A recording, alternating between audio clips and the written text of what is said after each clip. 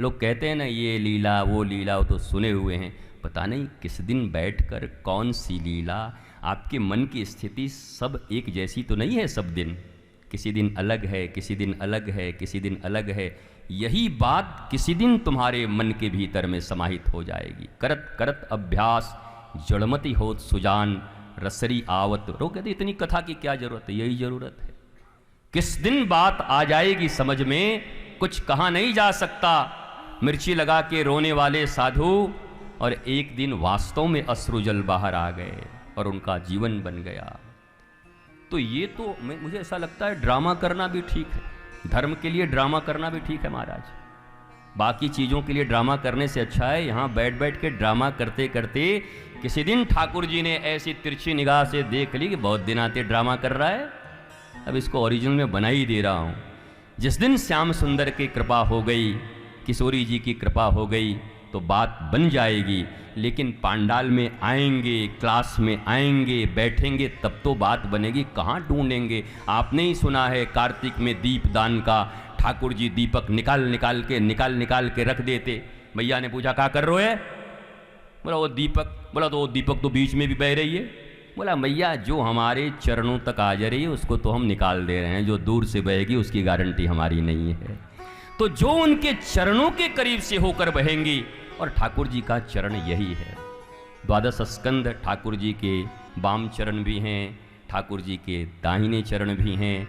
तो इनके संसर्ग में अगर निरंतर हमारी कथा चलती रही, हम श्रवण करते रहें, तो किसी भी दिन उनकी कृपा हमारे ऊपर हो जाएगी। इंद्र की पूजा रुकवाकर गिरिराज की पूजा का विधान। हमारे गुरुदेव कहा करते थे, प्रत्यक्ष की अवहेलना करके परोक्ष को जो आलिंगन करता है, प्रकृति और परमात्मा उसे कभी हृदय से नहीं लगाते। ये उनकी प्रत्यक्ष वाणी है। प्रत्यक्ष की अवहेलना करके परोक्ष का आलिंगन। कन्हैया ने पूछा कि बाबा इतने दिनों से इंद्र की पूजा हो रही है, इंद्र आयो? बोला नहीं, मिले तो नहीं।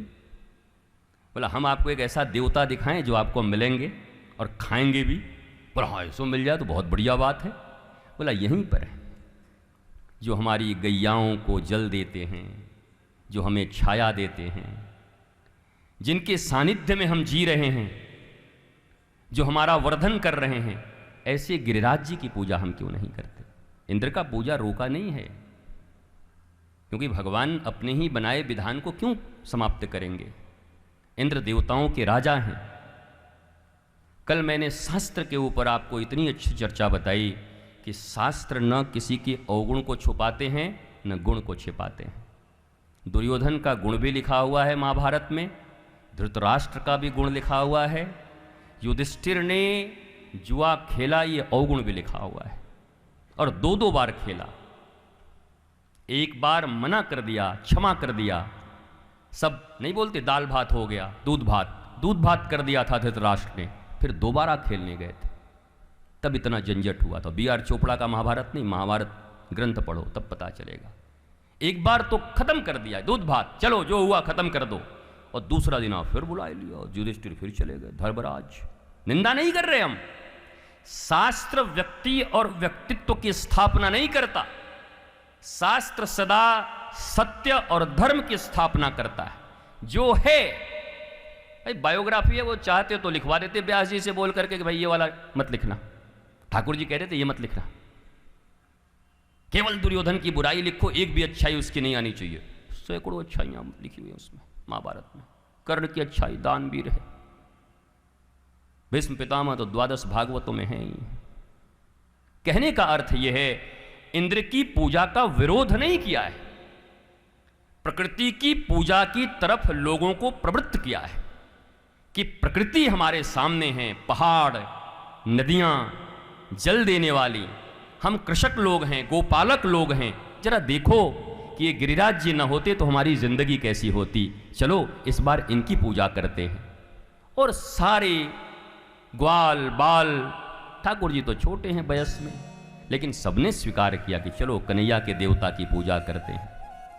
और गोवर्धन का अर्थ आप ये भी जान लो, गो का अर्थ इंद्रिय, वर्धन का अर्थ वर्धन। दो मार्ग हैं, एक भक्ति का मार्ग, एक ज्ञान का मार्ग है। ज्ञान मार्ग संयम का है और भक्ति मार्ग है इंद्रियों के वर्धन का है। एक तो है मुंह बंद कर लो, देखना मत, ये मत खाना, यहां मत जाना, मन को नियंत्रित करो। इट इज टू डिफिकल्ट, बहुत कठिन है कलयुग में।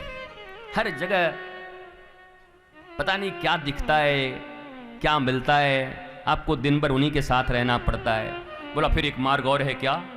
बोला इन्हीं इंद्रियों को जो अभी क्षुद्र हैं, छोटी छोटी चीजों को स्वीकार कर रही हैं, इनको इतना विराट कर दो कि एक दिन विराट गोविंद भी तुम्हारी इन इंद्रियों में समाहित हो जाए। इसी लीला का नाम है गोवर्धन लीला।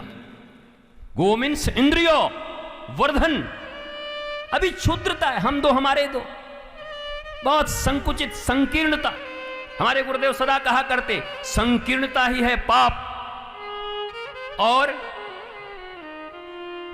विस्तार ही है पुण्य।